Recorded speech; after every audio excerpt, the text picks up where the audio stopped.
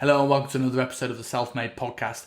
A tiny bit of admin right at the gate. As many of you know who follow my podcast for a while, that this really is my passion project. It was 4 or 5 years in the making and I could not be happier with the guests that I've got on and the people that I've spoken to.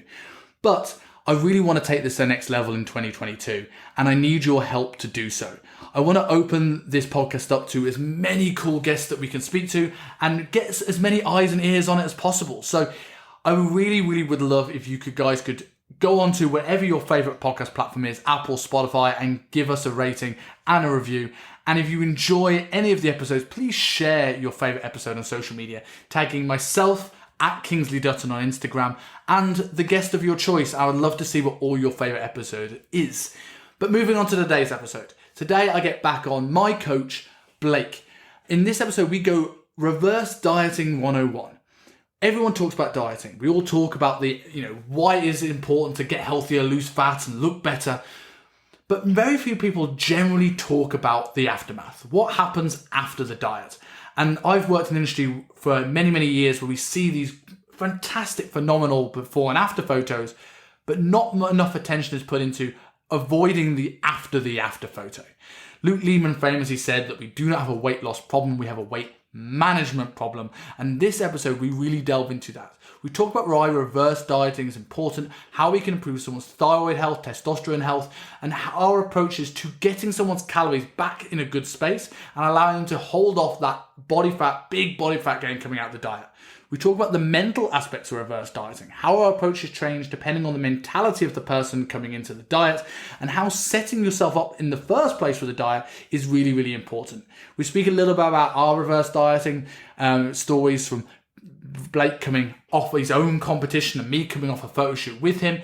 And then we talk about sort of health markers in general, how to look at blood work, what things to look for, and generally how to have a successful after the diet. So if you enjoy this episode, as I said before, please share tagging myself and Blake, and I will leave you with myself and Blake West.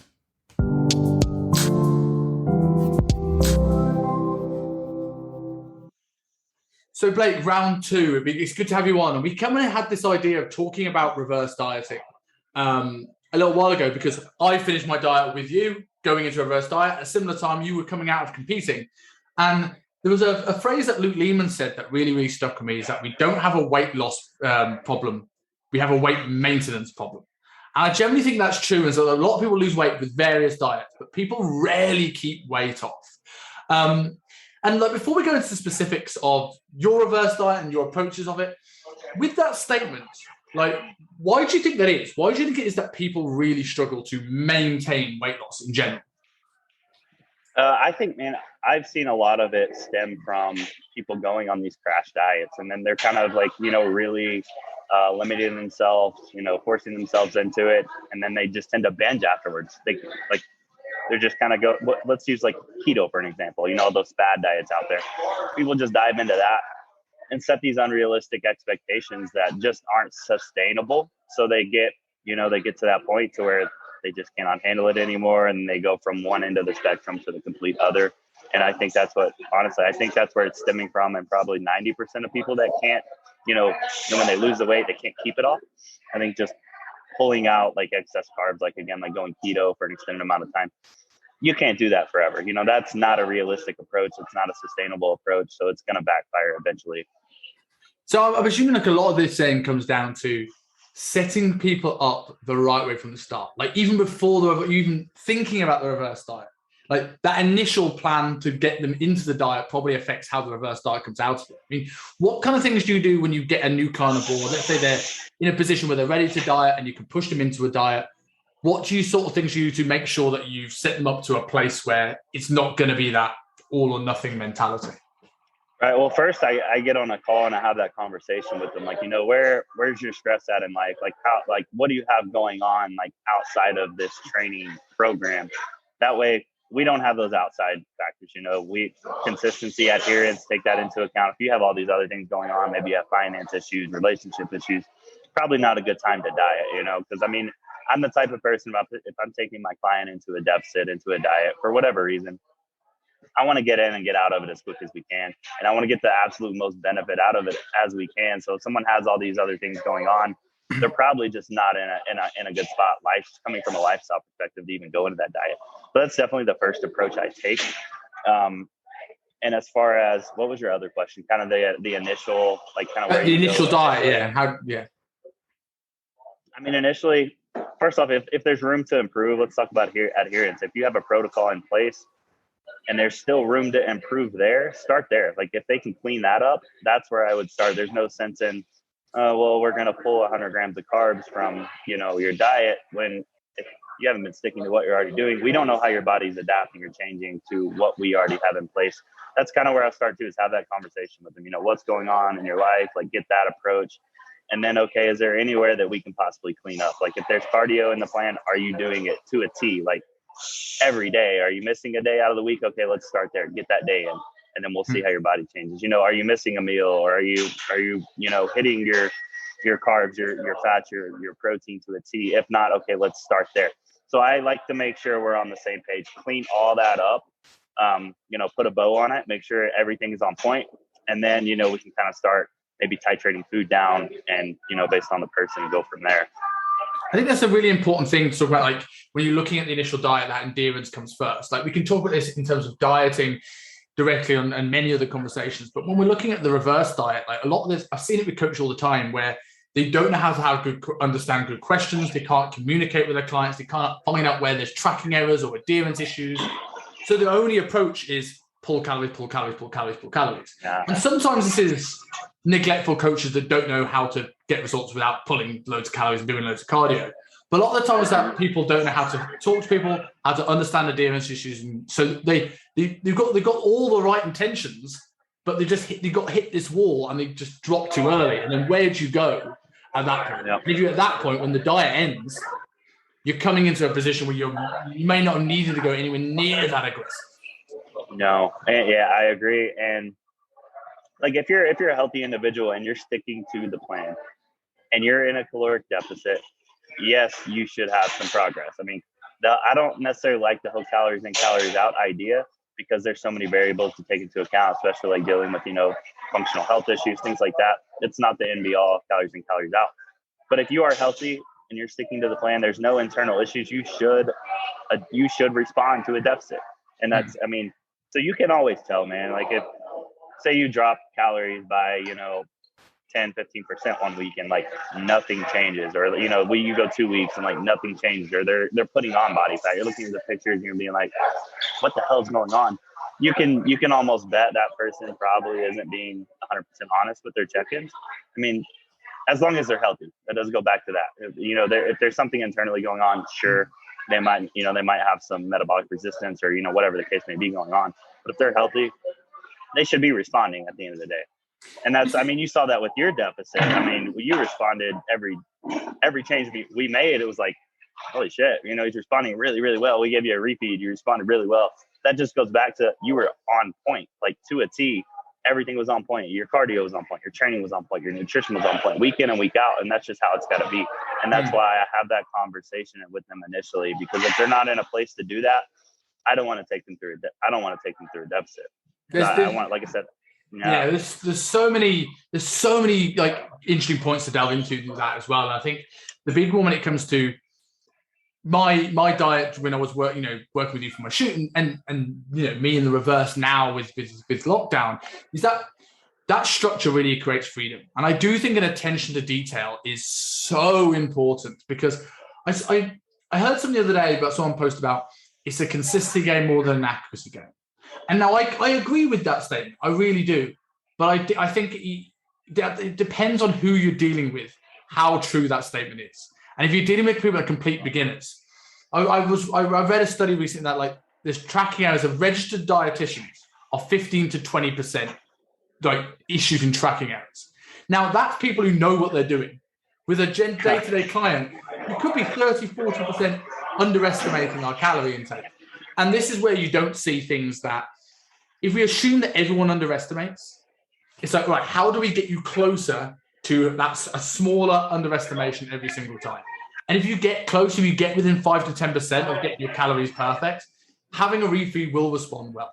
Having every change will respond well. And that's going to go well with you when you come out of the diet, because you've got that structure in place, whether it's around your meal timing or around your tracking, that you can sort of, when you add stuff, that's what you add. And you're not going to fall off completely because of that. Exactly. And I think a lot of that, the under tracking, maybe even over tracking, stems from just too much damn technology out there. Like you have like the MyFitnessPal, which I'm just not a big fan of. It's just it's not really sped up to date. It's not that accurate. If you actually, go to the grocery store, look at the food label, compare it to MyFitnessPal, a lot of times it's not going to be that accurate. So if they're just going off an old technology, something like that, there's going to be some, miscommunication to an extent at that point. That's why, like, when I have people and they're going through a deficit, I like to have the plan on paper and I like to stick to that. If I have a lot of trust in the client, we've been working together for a while, maybe, okay, you can, there's room to make those substitutions, but I know that person's going to be on point because we've been working together so long and I just have that trust in them. But for the most part, like a shoot prep, a competition prep, a serious, like we're going into a deficit for a reason. I like the plans on paper. These numbers might not match up to your MyFitnessPal or whatever the hell you're using. But if you're consistent to what we have in place and we make a change to that, you're going to respond because your body's adapting to what we were doing prior. Yeah, I totally agree with that. I mean, when your newer clients, there are going to be more sort of discrepancies. Are you still as strict with the meal plan, or do you use another way of tracking calories for those kind of people? Because I think a lot of the times it's like, certainly with my coaching, I have a meal plan, I get to track that because I know realistically someone who isn't living and breathing this is probably going to have meals out. They're probably going to have to find best options. And if I don't have some level of tracking, then the swings in accuracy could be all over the place. So what do you kind of use with those clients? Yeah, so and again, that depends on the client. If they're going through, like a specific, let's say like gut protocol, or, there's something to that extent, there's not really much leeway there. But if it's, we're just trying to get healthy, we're not going through a protocol, sure, there's definitely, because and when I was talking about like stick to this to a T, that was more so of like, we're dieting for a reason, we're getting on stage, we're doing a photo shoot, something like that.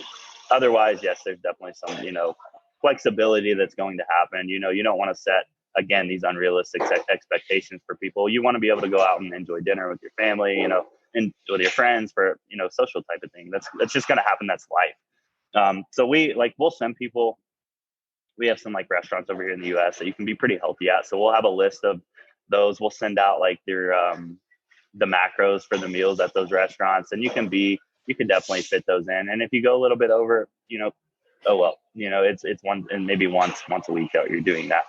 And then again, definitely like as far as, we'll send them a meal plan, yes, and we'll tell them like, hey, there's room for some, we'll also send them like a food source sheet, like, you can substitute this fat for this fat, this carb for this carb. That's totally fine.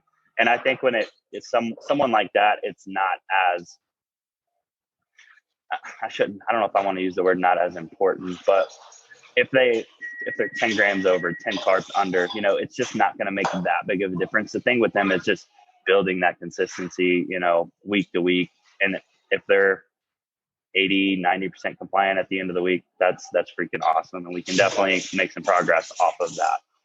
But definitely more room for flexibility with those types of people. I think that's very important. So you're not creating this, this mindset around food, creating this negative mindset. So when it comes to like, this is off the topic of reverse dieting, but it's sort of brought up with this thing, with the assumption that people, especially beginner clients, are going to be probably quite heavily underestimating the calories, sauces, seasonings, oils, milks and coffees, lattes, etc., snacks they forget about having, chips off their partner's plate, all that, list them here. Were you talking about some level of metabolic resistance? And this is obviously something that you guys speak about, you, Alan, Vince, all heavily talk about this, and people overly crash dieting. Like, is the only way to look at that and find out if that's an issue with somebody's blood work? Because I know a lot of coaches where on paper they're crash dieting their clients, but it's only because maybe they have 1,600 calories on paper because they know that client's actually eating 23. So right. How do you start to piece together, okay, they're not losing weight at X. Is it that they're rubbish at reporting their calories and they think they're eating this, but it's more? Or when is it, there's an issue here? Yeah, I mean, obviously, like blood work's definitely a good tool. You can also look at like waist circumference. What do they look like? How's their blood glucose levels throughout the day? What's their waking heart rate like? How stressed out are they? Things like, so taking how's their energy throughout the day? So all the questions that, you fill out on your check-in each week, those are like getting that feedback initially is huge. And then again, if you try to take them into a deficit, like we do this a lot, we'll like beta test clients to kind of see if they're ready for a fat loss phase. You pull calories back and nothing happens. Okay, well, we're not going to continue to push that for 12 weeks. We might give it 4 weeks, see if we can get some movement. If we're not getting anything, there's likely something going on. If they're on plan. So that's where the communication half comes in. Like, and most of these clients I do it with, I know for a fact, like they're pretty well on plan, but beta test them. If they're not responding, you can't just keep pushing that deficit lower and lower and lower. You're just going to put them in a hole. So that's when it's like, okay, we have to pull out of this and figure out what the hell's going on. Why are you not responding? Do you use body temperature much at all? Because I think like one of the great things about every place, I don't know if it's the same in the States, but certainly here, every place you go into, you're getting your body temperature checked. Now, they're not perfectly accurate, but if you see consistent drops in body temperature, is that something you use to sort of look at thyroid output at all? You absolutely can. I mean, I just like to use blood work. It's straightforward. It's on paper. It tells you exactly what's going on. But that's definitely something you can use. How much are you sweating? Are you sweating more? Are you sweating less during your training? Definitely something you can utilize for sure. If they don't have access to, the blood work. That's interesting. So going back into sort of like why people struggle with weight maintenance, how important do you feel? Because I think being in the right place of diet is a really, really important one. And I think it's, you tend to find those clients. I've had this conversation a lot with Hong Kong being in lockdown, that I'm with you. I'd rather get in, get out on a diet. And you tend to find that people end up in this limbo where, and I always say it's the curse of the 10 to 12 kilos. You've got a client's got a lot of weight to lose. They'll lose the first 10 because they're motivated by, I'm not sure, I don't like how I look, I'm miserable. And then they get to the point where, I'm all right. And they end up in this sort where they're like, I kind of want to be there, but I'm also all right here. And rather than owning that, they kind of go, I want to push for the more, but my actions aren't following. And you end up in this point where physically it's not great because they're bouncing in and out of a deficit all year. Mentally, it's not great because every time they overeat, there's a guilt factor, to that. Like, how much do you think the reason why a lot of people can't maintain their weight is the fact that we lose a deadline? Because I think it's easy to try and push for it when you've got a photo shoot or a holiday or something like that. Like, how do you approach people when all of a sudden now, whatever you were working towards is now over? And often, especially when it's competition and now they're just sort of, nothing's changed, their day-to-day lives continued, but there's now no that extrinsic motivator. How do you get people on plan with that sort of approach? Like there's no end goal to push for. I mean, who wants to work that hard to get somewhere and then go back to where you were before? I mean, and just have that conversation with them, tell them if you continue to go down this route, you're going to end up, where you were before we started. I mean, you don't want to put all that work in and go there. And I think it's just creating that relationship with the client to be able to have that open communication and tell them what you're seeing, and then kind of leave that up to them, kind of put the ball back in their court. Like, hey, is this, what's going on? Here's what I'm seeing. Now, let me hear your side. Like, is this where you want to be 6 months from now? Let's kind of have that conversation. So with like going into the reverse diet more directly, there's going to be so many people that will listen. A lot of coaches will listen to this and will sort of understand this world and why we do it. But there's going to be a lot of people that may have never done this before and don't understand the concept of reverse dieting. So there's going to be a lot of people that will listen to this and go, why does it matter to reverse diet? So give us a little bit of an overview of what reverse dieting is and why it's important. Yeah, so I mean, as you diet, more and males are more resilient than females, but as you diet, things in your body downregulate. Your BMR downregulates. You're going to have a little bit of thyroid downregulation, biofeedback. Like, I'm sure you experienced this when you were dieting, Simon. Like, energy is going to be tanked for the most part if you diet to an extent. Sleep's probably not going to be as good.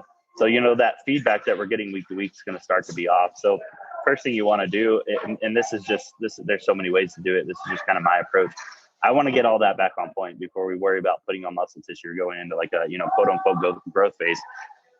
I want to make sure if you were using PEDs, like, we want to get blood work back on point first. That affects blood work if we were using PEDs to get leaner.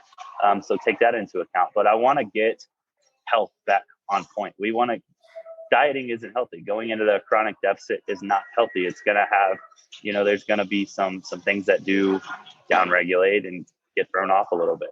So we want to make sure we're getting that back on point, as far as like bringing calories up. We want to bring your BMR back up. We want to get it up to like your potential DEE to it, at some point. We don't want it to be downregulated for very long. We don't want your thyroid to be downregulated for very long. We don't want your energy throughout the day to be tanked for very long. We want to get sleep back on point. So that's kind of the beauty of, that's the first thing I want to do. I want to get those markers back on point. I want to look at blood work. I want to make sure that's on point. So in a sense, I think you can look at more like reverse dieting. I like to call it more so like a health phase coming out of it. There's definitely several terms you can use, but I like to go through a health phase first, or like a reverse diet to an extent before we start really pushing growth or kind of going in that opposite direction. I just like to make sure, a healthy body is going to be the most responsive. So I go to push a growth phase and you're not healthy. That's the same thing trying to push a deficit and you're not healthy. So let's take that time in between, get things back on point, and then we can go to that, we can go to that opposite end of the spectrum as far as growing. So with regards to that, like if you've got someone that's now come to the end of the diet, they're going into this health phase, how do you sort of structure this health phase? What's your approach of getting things back up and running? Yeah. So, take the person into account too. Like me and you were talking a little bit about before, how adherent were they during the deficit? Maybe this person's going to need a little bit more carbohydrates coming out of the deficit just so they're adherent, so they're consistent. Or maybe it's someone that can take these little increases just to kind of get that feedback back on point and be able to handle that. Okay. You can kind of determine that going through that deficit with them, their personality and kind of what, they prefer or what they can adhere to better. It's really the route I take. It's just so different from person to person based on those types of things. It's hard to just put like a general answer out there because it's always just a little bit different with each time. But for the most part, obviously, you want carbohydrates are the big one. You want to start bringing in more carbs. Sleep's going to improve. Energy is going to improve. That's your main fuel source. Recovery is going to improve with the training, things like that. Eventually, and I think I did this with you even. Eventually, once I feel like we're in a good place, I like to give people like 1 to 2 weeks of just intuitively eating. Like give them a mental break. They've been dieting. Now they're going through this reverse diet. We're human. We all need a freaking break from that stuff. So I think that's important too. Like, hey, don't go overboard, but I don't want you to put anything on the scale this week. I don't want you to track anything. I just want you to be mindful. I want you to eat when you're hungry. Maybe 3 meals a day is fine.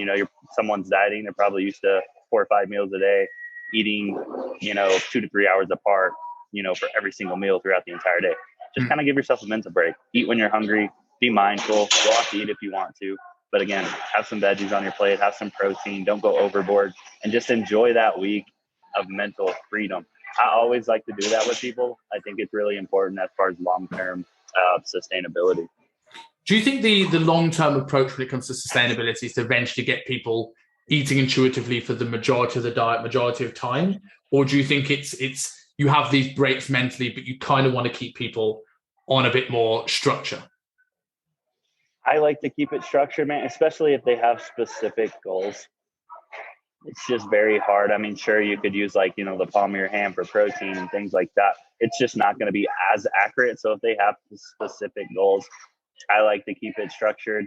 And again, that's from person to person. If they have this negative mindset of weighing stuff on the scale, like it's creating a negative mindset towards food, or, it's affecting their mental health, then sure, we can kind of go this, I guess, intuitive approach, but I would still like to not weigh, but like kind of portion control for sure, kind of get an idea of how much we're eating. That way we're at least consistent to an extent. Because if it's just intuitively eating, you're likely like one day you might be starving, so you might, overshoot it. One day you might not be hungry, so you might not eat at all. So, I still like to keep it a little bit structured, maybe just not to the extent of weighing everything if that person has a negative mindset around it. But if they're good and they don't mind doing that stuff, I like to keep that in for sure. I always think I like an element of structure, certainly within the meal timings of the day anyway. But I think it's amazing how when you get your meal structured, how structure in your life tends to follow suit. Like I tend to be better in my work. I tend to be better in my life when I'm dieting because there's a structure to things. But I also think it keeps you that habit This is one of the things we talked, going back to what we were saying earlier on about keeping a level of setting the diet up in a right way that makes things easy for them, make things habitual to them before the reverse diet comes in place. Like I remember, like I did a lot. The first time I dieted in Hong Kong was this diet, and I made a conscious effort to find things that were I could cook in less than 5 minutes, that were easy, that were straight swaps of things I would have anyway. And like those little easy wins that if I keep doing those after the diet, it doesn't really change my life from before the diet, but it keeps me on the straight and narrow. Like the low-fat bacon medallions was my absolute game changer. I could cook them in 2 minutes, and I could have a bacon sandwich if I wanted to after diet, and it's a better. I've taken off 100, 200 calories. Or going back to black coffees, I for a while I wondered how I got to a very soft 90, 94 kilos when I first started working. It was like I'm quite good at auto-regulating in the mid 80s. Like I kind of sit there without even thinking about it. And I was like, how did I get that heavy not in a good way? And it was because I started adding, like I in Hong Kong, big drinking culture, but also I'd started switching my black Americanos for iced vanilla lattes. And the amount of extra calories I was drinking, and just from that alone, I was like, would I rather have a little bit more food or this iced hazelnut latte? And like that's such an easy win. Like I found sockeye salmon, and that allowed me to have smoked salmon and save an extra few calories for later in the day. And I think those things are super important to after the diet, because if you have a structure in place that, as we spoke about earlier, you can't follow, or you hate so much that you just go back to your old ways, you're going to crash and burn as soon as you come out the other way.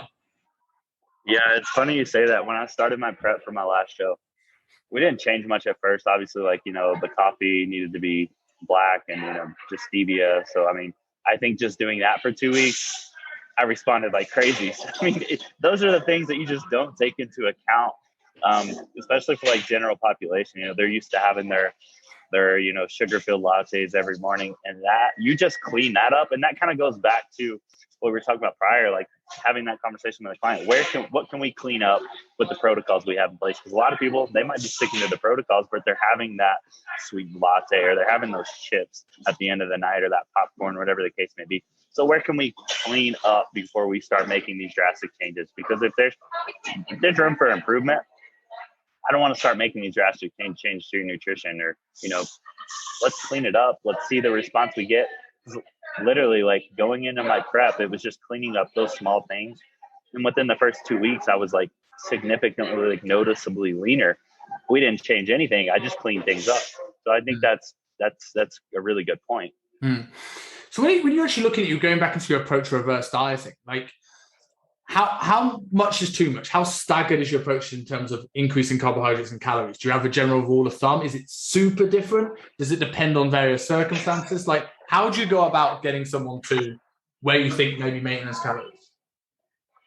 So I like to really base off, obviously, the feedback, the biofeedback we're going over, getting all that back on point. And then also training performance. Like, I don't think that you need to increase calories just to increase calories. Like, I have people that have been on the same calories for, months, because their training performance is still through the roof. So you have to take that into account. Like, at the end of the day, we want you to be able to train your ass off and recover from it. So where is that at? Are you improving week to week with your training? Not to say it's going to be linear every single week, but are we still trending in that direction where, the load's going up, the reps are going up week to week? Are we improving there?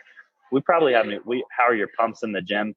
And it's funny because if you start to press calories like way too high, like just for the sake of it, like, let's just change something, I'm going to throw some more calories. You're going to know people start like going flat in the gym. They'll lose their pump. Their biofeedback will get worse. So it's like kind of trying to find that fine line where performance is still improving and feedback is still on point. Like, I don't like to just to change shit or improve or increase calories just to do it. There's going to be a reason behind it. Maybe if training performance is suffering, okay, we could probably use a little more carbohydrates around that peri-workout window, whatever the case may be for that client. But all off feedback, the feedback we're getting in regards to training performance, sleep, energy, just biofeedback in general. I think that's a really important thing, is people overestimate how many calories they need to grow. Like, it's not as much as you think. Yeah. Especially when your diet's on point. A lot of people need a lot of calories to grow because their gut's in such a terrible place that they need 4,000 calories to get a response because they absorb a third of it. So like it's realizing that you can still make good progress if you don't have to be eating crazy amounts of food. Like I like to, when I look at I have this thing called consolidate reverse balance when it comes to my reverse dieting, and that consolidation phase for me is like after diet. It's almost like the health phase. It's like before I even start reversing, I'm looking at, okay, we'll make either an initial jump, and we can talk about how I do that, how big of the jumps they are. But like, I want you just to hold that for a period of time. And that itself, if you don't continue dropping, you may find it's only a small increase, really tiny increase. And the amount of muscle you're going to gain is going to be a 0.1% of your body weight per week anyway, probably. So like, you're probably not too far from the maximum rate of muscle gain as long as you're pushing your training hard and you're just solidifying the habits without a deadline. And I really like that you look at training performance as a driver of improving calories. And this is something I spoke to a colleague of mine about earlier on the podcast about his reverse dieting. And I think because a lot of people coming into a diet, they're focused on body weight, focused on how they look, focused on circumference measurement, they're focused on the mirror. And I always think the quicker you can get someone away from that focus, the better this reverse diet is going to be. Because one, the scale is going to go in the wrong direction. So if you're focused on that, it's going to freak you out. But if you're focused on performance, you're fixated by your performance, that's easier to do. So now you're getting into the gym more and you get into the stuff that you can control. And over time, not too much, but you're going to get a bit softer. So muscle gain's a mental battle, I think, more than dieting. Like dieting, the better you do, the more consistent you are, the more you see your results. With muscle gain, the more you're covering up your results for a later date. It's slower. I know. You're hiding the work you've done. It's happening, but you're hiding it as you go. And I think shifting that focus to a performance mindset rather than a physique mindset, I think is a game changer to keep people on this process. Absolutely. And having that conversation with them, because it can be a huge mental shift, frustration, whatever you want to call it. When you do start to get a little bit softer, maybe that conditioning, it's going to start softening up, of course. But having that conversation like, hey, this is the leanest you've ever been in your life. It's not realistic. Like, how did you feel when you were that lean? Probably like shit. Okay, well, we can't maintain that forever. You cannot maintain that conditioning, that hardness forever. It's just not realistic. Now, in order to improve, maybe the next time we diet, we need to put on some tissue. We need to go through this phase where you are going to be a little bit softer, and just having that conversation with them, I think really will help them a lot. But it's even to me still, it's a mental, it's frustrating coming out of, because you're used to looking at yourself in the mirror, just completely shredded, to, man, I'm getting softer. But it's just necessary. It's just necessary for health. It's just necessary for your well-being. How do you push through that? How did I push through? How do you push through those moments? Other than knowing it's necessary and inevitability, like, do you really focus on your logbook, or what helps you, like, not mentally get in your own head with that? So for me, when I diet, my strength drops like crazy, especially like the last 5-6 weeks, like very, very, like I'm talking 50% drops on some of like my big pressing movements. I really do. I take a hit bad. So for me, it's like focusing on performance. Like now I get to get strong again. Training becomes fun again. So that's the big driver for me, for sure. And I'm a foodie too. I love to eat food, so I get to eat more food. So it helps me mentally. So, like, with your clients, do you look at setting, like, how do you get them focused on the performance side of things? Like, is there things you do with the training? Is there certain phases you like to utilize because people will enjoy them? Is there strength targets you set? Like, what do you sort of look at coming out of that on the training side?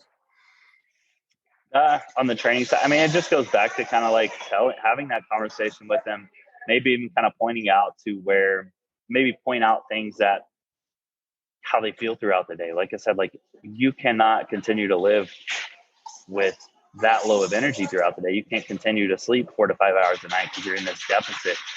So their quality of life is going to improve. And that's something else I think you can get them to focus on. Yes, the training is good. Training performance is going to improve. but your quality of life is also going to improve. You're going to start feeling better. Like your spouse is probably going to be happier. The people you're around are going to be happier. So I think the training performance for sure, the quality of life as well. And then you get to put on some more, some new muscle tissue that you haven't had. So that's always exciting too. Is there anything you particularly do with the training phase you choose coming out of the diet? Because I know when we came out of the diet, you switched to a more strength phase. Now, obviously, I know a little bit about this. I've studied a lot of the same things you've studied and that sort of stuff. But for people that don't know and don't know how to train coming out of the diet, why is it that you went into a strength block for me coming out of the diet phase? So like a neurological phase, it's going to be low inflammatory. You're not going to need a ton of carbohydrates to fuel it. There's a lot of rest time between sets. So, I mean, putting you, if you're in a chronic deficit like that, putting you in a stimulus that's going to require, like say I'm putting you in a metabolic stimulus, it's going to drive inflammation through the roof. You just don't have the carbohydrates to fuel that training. Neurological, again, just doesn't need a ton of fuel from carbs to really fuel it. Because it's so, it's easy to recover from, it's low inflammatory.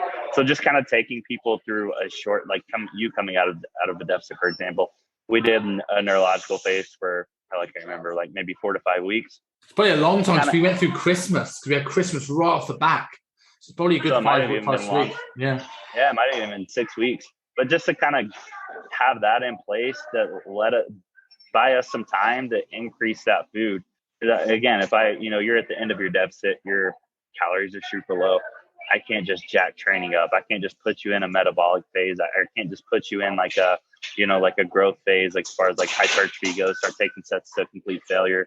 You're just going to get inflamed because you don't have too much damn stress on the system for one. You just don't have enough food to support that. With training from that point, then obviously you're coming out into a low, like a neurological phase, a low inflammation based phase, because we haven't got the fuel coming out of that diet. Obviously, then the aim is to bring food up. Does training then progress in a more linear fashion? Like as you have more food, you start to increase training volume to allow you to ramp food up more. Is that the aim, or do you undulate it? Like how do you approach the training phases off the back of that? Yeah, I mean, coming out of the neuro phase, depending on kind of, let's talk carbohydrates specifically, depending on kind of where carbohydrates are at, you could even put them into, go from a neurological phase, put them into like a sarcoplasmic phase, which is like it's hypertrophy, but it's leaning towards like that metabolic, more energy expenditure. So you can almost use that to push carbs even a little bit higher because you're going to utilize them so much better. Phases like that can help with blood glucose levels. Again, you're using those glycogen stores so much better because that type of training just requires more carbohydrates. So you're in that type of training, you need to be eating carbohydrates specifically like around that peri-workout window. You're going to need it for fuel. You're going to need, like I said, if not, you're going to drive inflammation even higher. If you just don't have the source that training stimulus needs as far as energy goes, inflammation is going to go through the roof. You're going to make someone worse as far as like the cosmetic look. Yeah, I totally agree with that. I think it's when you're coming, it's amazing the power you can have in terms of the phases you choose to allow people. You talk about the approach changes depending on the mentality of the client. If you've got a client that's in a position where they want to drive food up, they get tired of being in the diet, pushing them, if they can recover from it into a metabolic phase could be a way of bringing food up quicker for that kind of person.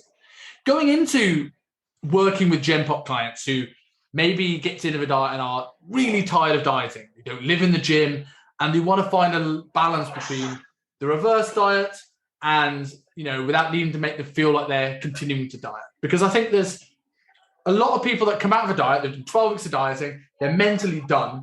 And the prospect of doing another 8, 10, 11, 12 weeks of almost dieting still to get back up to maintenance is a lot mentally. But how would you work with those people where they're mentally done, but also you just can't tell them, just go back to what you were doing before? What kind of things do you have in place to sort of like find that balance for them?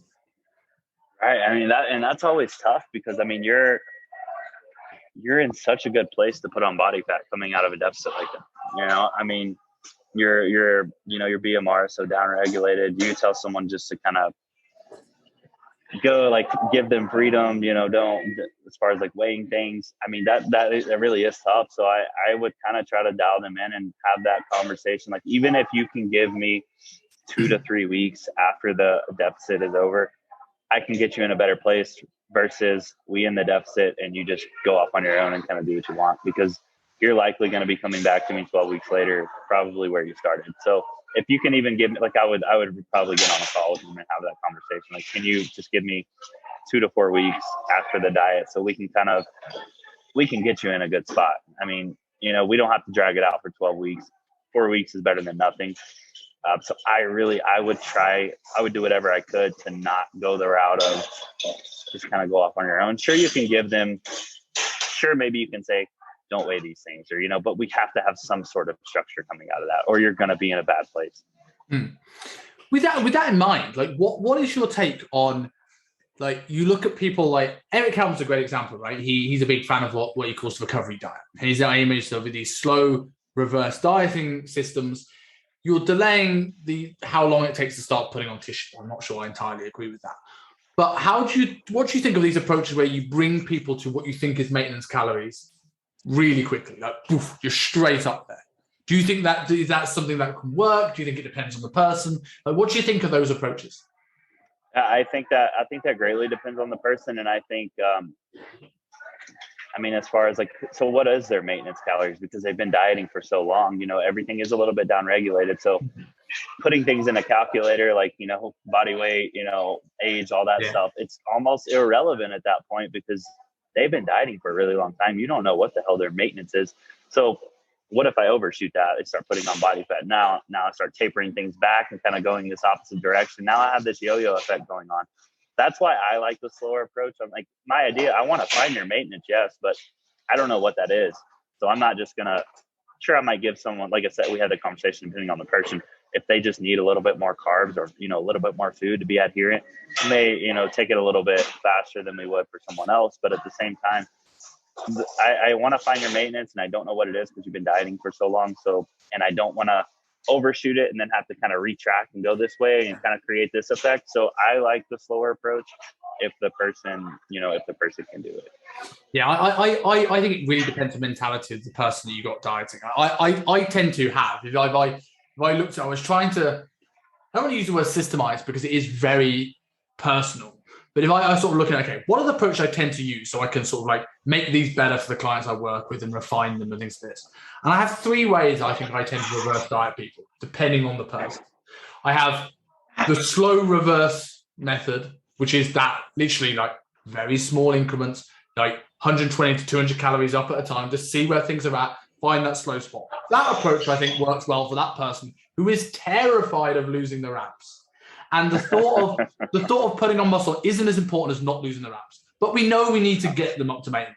So I was like, okay, this is probably not the most optimal approach. You're going to spend time longer in a bigger deficit. But if it mentally keeps them on the straight and narrow, because their alternative is hitting the fuck it button and losing their abs in a week, I have the maintenance bump method, which is the people that I will trust to go up to what is probably a conservative maintenance calories. And these are people either completely done with the dieting and are also intermediate to advanced. People that I know that if I put them up 1,000 calories, they are going to still keep their structure. They're going to stick to good food sources rather than going, oh, wow, I've got an extra 1,000 calories. Let's go to 5 guys.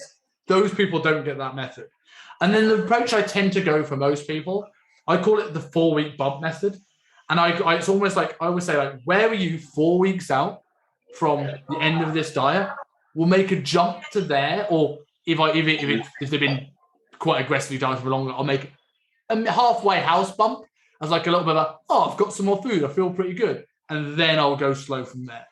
And that's sort of where I like to go with most people. It's like that little, your diet's done, here's some food, let's hold on to that, let's solidify some habits, and then based off gym floor performance, make these slow approaches.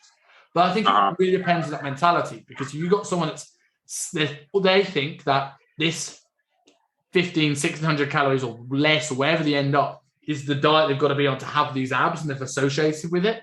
Taking them to 400 or 500 calories up in one go could be the thing that just completely freaks them out the other way, and they just fight you even harder on the way up. Yeah, no, I like that. And I think people need to understand you're going to put on body fat. You're going to get softer. You need to kind of face that going into it. I think it'll be a lot easier if you go into a reverse diet after a long deficit thinking, well, I'm gonna maintain this conditioning. you're going to be very upset with that outcome. You're going to get softer. You're going to put on body fat.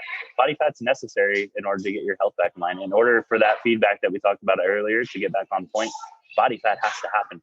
So like, granted, we kind of talked about taking a slow approach.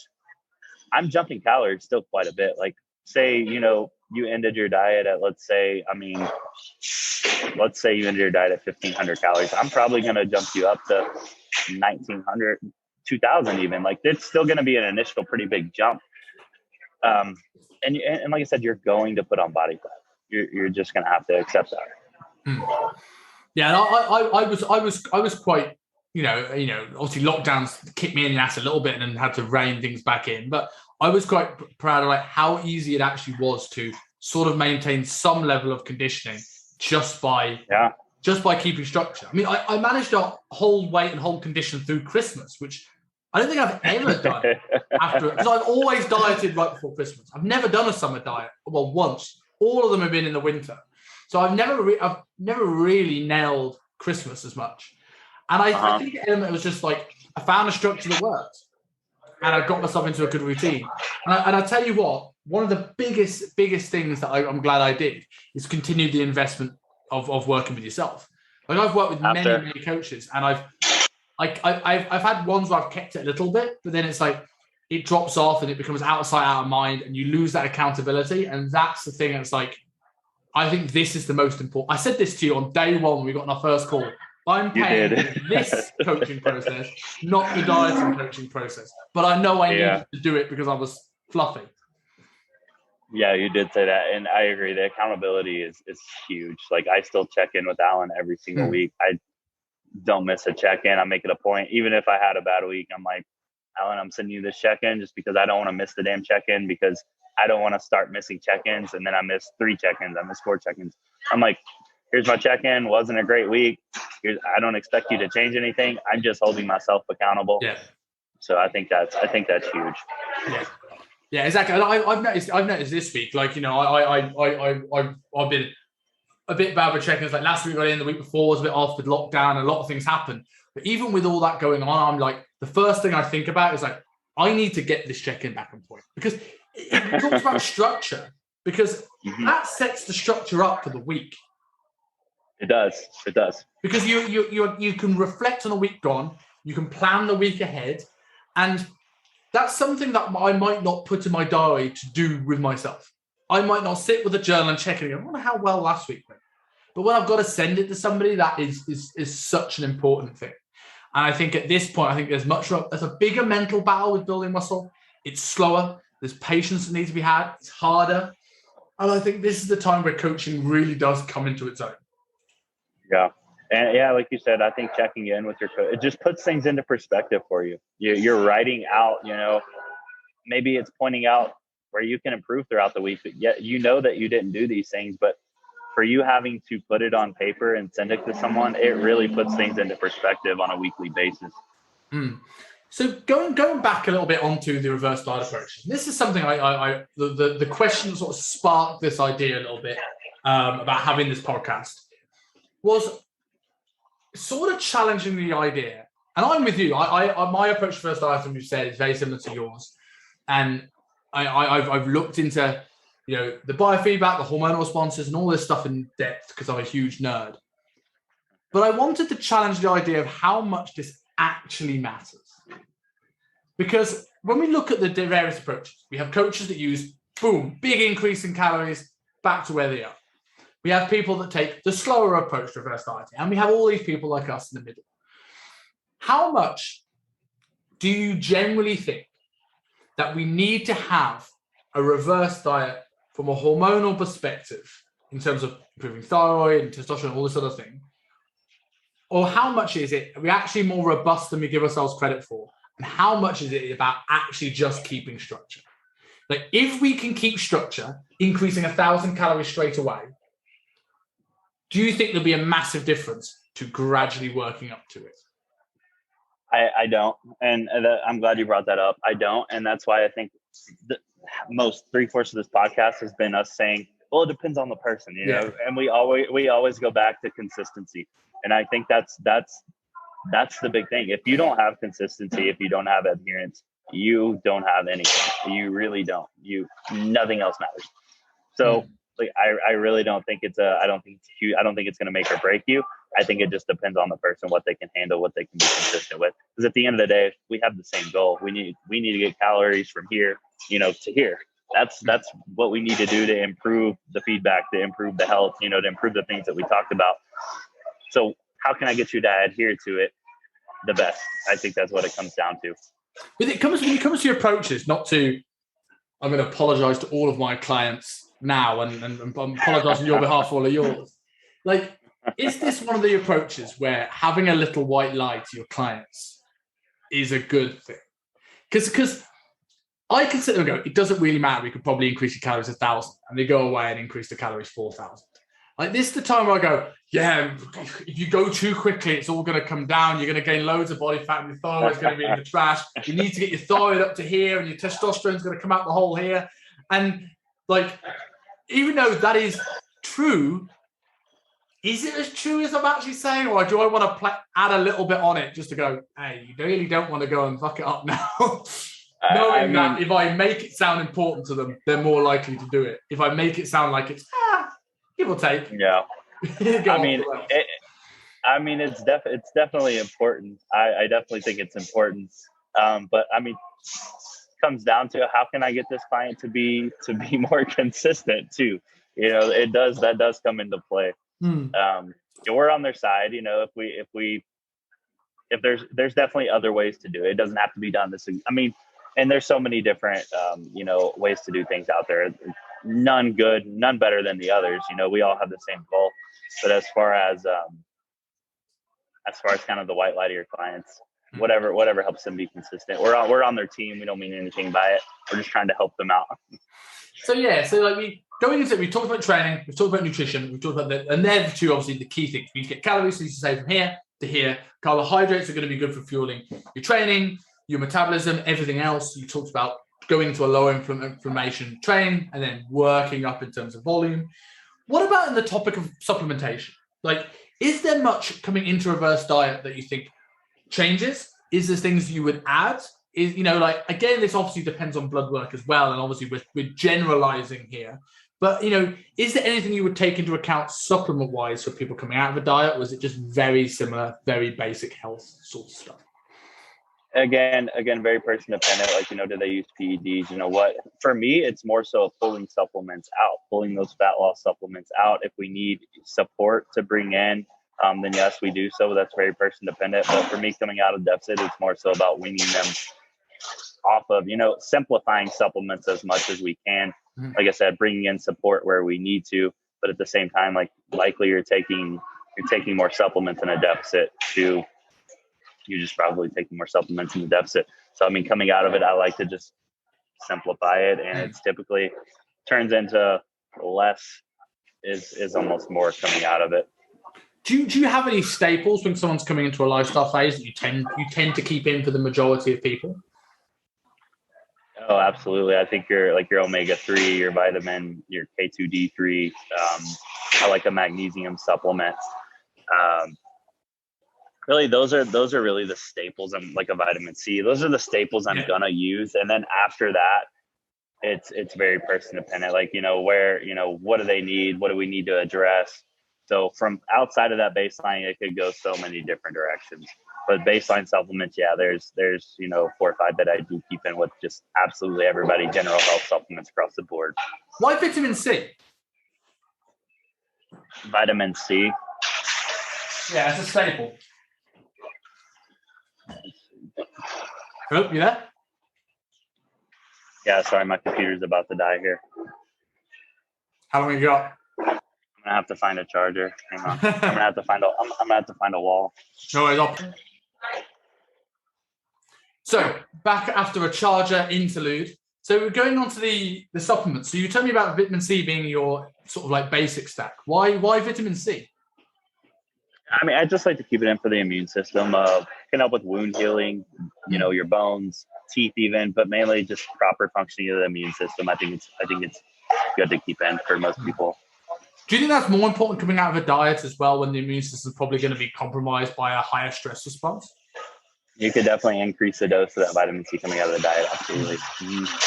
So like with things like looking at supplementation, this is not like I generally keep things very simple. I'm with you in sort of this and those things. Like, okay, things that calm the nervous system, omega-3s, look at magnesium. What's your take on things like zinc, potentially for gut health, testosterone production, or things like iodine even for like thyroid health? Yeah, I mean, I think you can get iodine from foods, but especially if someone has a down-regulated thyroid, iodine is going to be huge. But that's again taking blood work into account. But I think I just like to keep. I think taking a ton of supplements from those people just gives them anxiety. Like they see this long list of supplements from a financial perspective too. Like we always want to take that into account. Like what can you afford? What can you budget for on a monthly basis, and sustain that. So that's that's another variable you got to take into account too. Someone gets this long list of supplements. Are they really going to be consistent with that rather than like, let's just simplify it as much as we possibly can? Yes, we're going to give you the support if you need it. But at the end of the day, I want it to be super simple to follow, as affordable as we can keep it. Yeah. Yeah. When it comes to like, when it comes to blood work, because obviously a lot of the supplement stuff is based around blood work. But I'm presuming, as we said before, that things are going to be down-regulated coming out of a diet anyway, inevitable, because they spent time in a deficit. How long would you generally recommend someone after coming out of a diet to get blood work again? Because maybe it's good to know straight after a diet, but you're not really going to get the whole picture. And you can also mentally make them feel less of a buy-in going into the reverse diet if you feel that their health is in a worse place coming out of it, even though it was inevitable and you've explained it. They see the number on paper and they freak out. So like, how long do you normally wait till after a diet before you encourage people to get blood work again? I typically get the first panel done like 5 or 6 weeks after we kind of started that health phase or that reverse phase. So we put a protocol in place and we get the blood work, kind of see where things are trending. And then we go from there. Like, okay, everything looks good. We've almost corrected everything in 6 weeks. Awesome. We can kind of transition into a different phase. Or, we still got some things that we need to work on. Okay, it's still trending in a good direction, but we can use some more improvement. Continue doing what we're doing. Let's retest in 8 weeks or so and see where we're at. But I just don't like to do it directly. Say like you're in your deficit like that next week, things are just going to be off. It's not going to be that, it's not going to be as accurate. So let's put a protocol in place coming out of that. And then let's let that kind of stabilize for, like I said, 5-6 weeks. Then let's do the blood work and see where things are at. So obviously you're looking at blood work in terms of looking at the health phase. I mean, is there any other metrics you look at to say that someone's in a good space for health? At the moment, things like Oura rings and Whoop bands are really popular. So we're looking at things like sleep scores, HRV, resting heart rate. What are the things you look at? Obviously, I know from looking at the check-in, but what are the things that you recommend people to do? Yeah, I mean, again, the biofeedback, the energy, how are you feeling throughout the day? Your sleep, your waking heart rate, your HRV, yes, your blood pressure, your blood glucose. Like definitely, I like to monitor blood glucose coming out of that diet too, to make sure, we're keeping that in a good place. It also kind of goes back to, well, how much can we push food? It's just, are we just adding food for no reason? Where's your blood glucose numbers at? Can you even utilize the food that I'm about to give you? But yeah, just the biofeedback, like, how are you feeling? Digestion, energy, sleep, all those things are getting taken into account. And you can, if someone is just feeling great throughout the day, you can almost bet their blood work is going to be pretty good. It's going to be trending in that direction. Now, someone their energy sucks, their sleep sucks, their waking heart rate's through the roof, they're stressed out all the time. That's when you kind of look at blood work and kind of expect it to be a little bit off, if you will. But you can definitely just go. I don't like to just go off those symptoms, but you're seeing those things improve coming out of that diet. Those feedback markers, you're trending in a good direction. Whatever you're doing you're moving in a good direction. Whatever you're doing is working. I think that's the key thing is looking at trends, and I think the big one of that is looking at HRV. And the device from my perspective is that the device is huge when it comes to tracking HRV. Either that or me and all the people I know that have Oura rings are terribly unhealthy. Because like I remember looking at HRV for looking at the work of Luke Lehman is, and he's like 50 is a bad score, and then like you should be up in the treble digits. And then everyone I know got an Oura ring are looking at reports in the 30s and 40s. I'm like, are we all dying? And like Is there a preferred way when you're looking at tracking those metrics that you look, particularly HRV, that you look to track them? And what kind of trend are you looking to see? With the HRV? Yeah, let's look at HRV first. That's the easiest one to go into. Like, man, I really like if someone has, it's really weird. It's really almost rare for people like my clients to have something to even track the HRV with. If they have it, awesome. If not, I mean, you can definitely track recovery and other, again, their feedback. Are they staying sore for 3 to 4 days after they train like legs or something? That's a sign. They're just not. And that's another thing. Like being sore for anyone who's listening is not the sign of a good workout. I mean, sure, it's okay to be sore the next day. You do not want to be sore for 3, 4, 5 days following that training session. You are not recovering. You need to look at your programming. You need to look at your nutrition. You need to figure out why you're not recovering from that. But no, man, I think HRV is good if they have access to something to track it with. But otherwise, it's like going off the feedback as far as, how are they recovering? And when it comes, because I know that, you guys use other things like Dutch tests and things like this. Like, is there any other things you would recommend or utilize to get a good prep? Like, I don't know much. I know a bit about bloods, but like, what would be the difference in getting a bloods or a Dutch test? Or what do you even think of these sort of like, like this circle DNA sort of testing? Do they have any merit or valid, or are they completely useless? What is it again? Sorry. Circle. Have you heard of circle DNA? It's like the DNA testing things. I haven't used that. No, really. The only things that we use are like maybe an MRT test, food sensitivity, the Dutch test, blood work. Like we use, for specific cases like autoimmune panels, things like that. I've never used a DNA test though. No, I'm not familiar with that. What's the because I don't know much about the Dutch test. What is it that the Dutch test actually looks for, and why would you utilize it as well as or instead of bloods? So the Dutch test is going to look at like your 24-hour cortisol pattern. So it's going to tell you like, cortisol, you should have this kind of rise and you should have this fall in the nighttime. It's going to tell you where we're at, your circadian rhythm. If it's off, that's going to tell you, where it's off and likely why it's off. It's going to test like, for example, like on blood work, it's as far as the androgens go, blood work's just going to test like your DHEA. The Dutch test is actually going to test the metabolites that fall under that. So you're getting like the androsterone, the etiocalanolone, which can play a big role. Because I mean, a lot of time, and this is way off freaking topic. We're going way off topic here. But a lot of times, like the people will see like this is just one example, a low DHEA on blood work. So they think, oh, I need to supplement with some DHEA.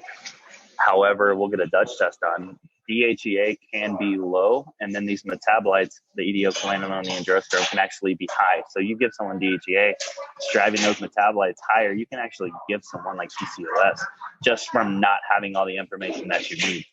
So Dutch test is definitely huge. I think it's more beneficial it can be beneficial for males, specifically ones that need that cortisol pattern test. But more specifically, it's very beneficial for females. I really like to see Dutch tests for females. Yeah, females, man, there's a lot of moving parts with females. 100%. I mean, I think this is another topic for another day, but it's like the thing with the moving parts of females is always an interesting topic because it's that finding that balance between how much is it, again, similar to reverse dieting in the sense of like how much is really important, in the sense of like you want to find that balance because there's so many moving parts, but you also don't want to overcomplicate somebody's diet. Like the topic of menstrual cycle, I shudder. I shudder every time when I see a post on social media going, this is how you should train and diet during your menstrual cycle. Week 1, high carb, low fat. Week 2, low fat, high carb. Week 3, you got to do a strength phase. I'm like, they've never tracked macros, and you're giving them a different diet plan every week because of their like no one's following that. And I've had women that have that barely even feel their cycle with no contraception. And the training usually shifts too. Massively affected. Yep. I mean, I've seen people change the training each and every week too. I'm like, you are just confusing the hell out of this person. How much time do you have on your hands to be able to write that many programs? I don't. I don't know about you. I don't. There'll be like recycling templates. You'll get through with 5 years worth of training within 5 months. Yeah, man, I agree with you. That's a little over the top. I do not do that. No, I don't. No. Yeah. So going back onto like to tie this all in and going back a little bit into the reverse dieting topic. So obviously you finished your competition recently. Tell us a little bit about your reverse diet, what you've learned from your reverse diet, and how it differed from different previous reverse diets you've done.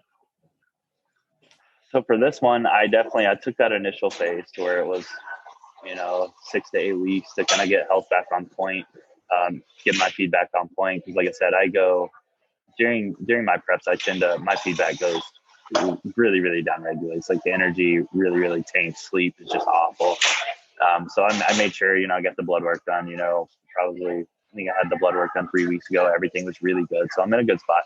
Ever since then, man, to be completely transparent, my life has just been busy, nonstop traveling.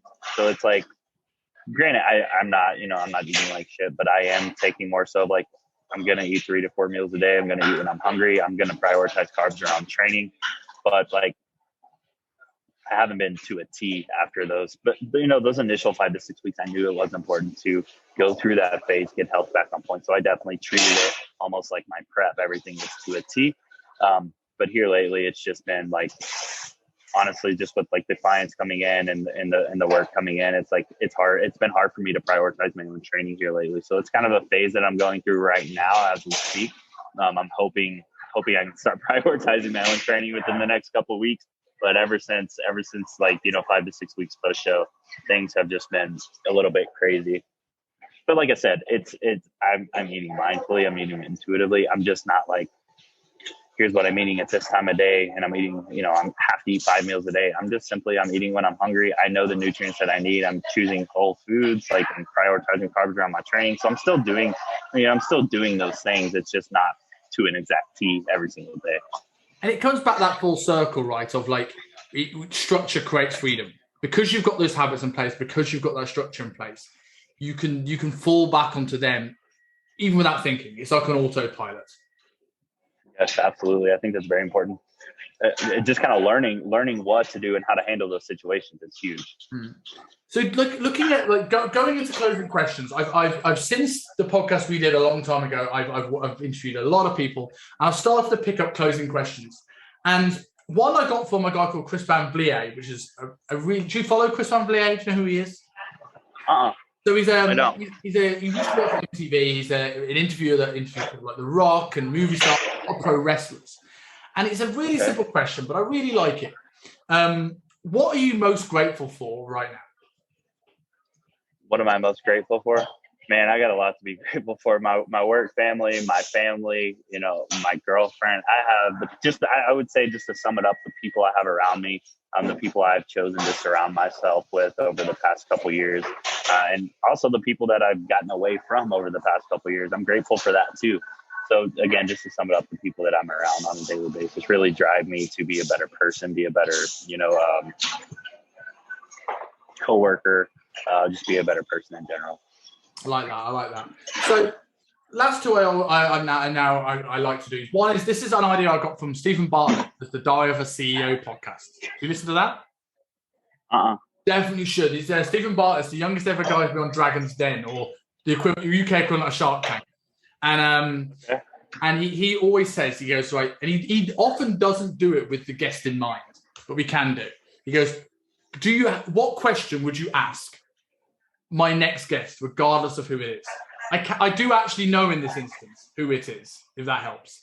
There's one. Do you know the muscle mentors in the UK? Used to be Callum and Paul Standel, the one that does all the fitness rants. He's coming on talking about a little bit about performing and camera tips. So, like, what would you ask Paul when I speak to him next Tuesday? What would be the thing you should ask him? What is he speaking on? We're going to look at camera tips and performing and presenting yourself in socials. Oh wow, man! I could go a whole podcast with him and ask him all the questions. I feel like that's an area I definitely like it as far as social media, being in front of a camera. Oh man, maybe how. That's tough because there's so many. Have you gotten questions specifically that you're going to ask? I've got a few I'm going to go down. You do? Yeah. I'm going to more talk about his performing arts background, because this is the thing with him. He's had a performing arts background, and I think that's why a lot of the things that he's good with his sort of stuff. And I'm also looking at maybe investing in the same camera, so I might just actually have a really boring podcast and talk about how that works. Yeah, so I think he's in front of a camera a lot. Yeah. Yeah, I think so. What I've noticed, I feel like the less I think about it going into it, the better I do. I would like to kind of see his approach on that, or like if he teaches people or goes over things like that with them, what would his approach be to that? Because I just feel like if I overthink something, or if I like write it down, I have like a speech in a sense that I'm gonna give. I feel like it's worse than if I just go into it almost like blind. I feel like I do a lot better. So just kind of get his intake on that. I like that. And that's one of the things I want to speak to him about as well. In that exact same thing, it's like talking about, he did a short video about camera tips, embracing the edit. And that's one thing I don't do enough. I'm quite a good public speaker, but I rely too much on the I'll be all right in the night sort of thing. So I'll put a camera up and chat, and it's good, and I'll get through it, and it's fine. But I'll get a lot of ums and and because I just keep going and just speak, I can't edit it. It's too quick. But I need to embrace that of like, say my bullet point, stop, wait, look at my next one, do it again, and then just realize I can just edit that out. Yeah. I feel like I have gotten better over time, and that just came with less thinking about it, because it just, the more you think about something before you do it, I feel like just the more anxiety you're going to get going into it. I just keep telling myself, like, don't even think about it, just go into it blind. Like, you know the stuff you're going to be talking about, just go out there and just talk. And I feel like it's a lot easier that way. But I'd be anxious to kind of see what his intake was on that. I agree with that. That's why I like podcasting, because it's just a conversation. So we're going to you is I like asking this in the show, because I like to see how people think and where they think people need to learn more information about. So if there was a future guest, if I got off this podcast today and I reached out to somebody to be on a future episode, who would you recommend I reach out to and talk to? Well, is your podcast doesn't necessarily have exact topics, huh? So my podcast is generally mainly aiming at improving men's confidence inside and out. It could be a fitness podcast. It could be helping coaching. It could be helping health, insert here, but something that probably helps men confidence in some way: business, health, wealth, training. This could be anybody. I got a good one for you. Hang on. Ooh, okay, interesting. I just can't think of his name, but I'm looking it up. Joe Dispenza. Do you know who that is? He's an author. Yeah. Okay. Definitely one of my favorite authors. His book, Breaking the Habit of Being Yourself. Definitely recommend to anybody. Okay. That would be an awesome one. I'm sorry? Why Joe Dispenza? For people that don't know who he is, why him?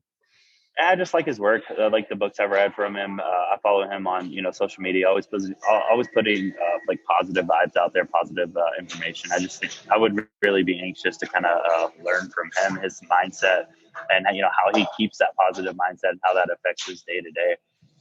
That's a really, really interesting topic. So brilliant. Thanks, Sal. I think we've given a really good overview of reverse dieting, why it is, what can you do. So for people who want to learn more about you and what you do, how can people find you and maybe go through a diet and a reverse diet with you yourself, like I did? Yeah, so my Instagram is at BlakeWest22. You could also go to our website. It's MaximumPerformanceHealth.com. We have, you can submit an inquiry on there. You can just DM me on Instagram. We can chat. Awesome, man. Right, thank you very much, man. That was good. I enjoyed round 2. Yeah, of course. Talk to you soon, man. All right.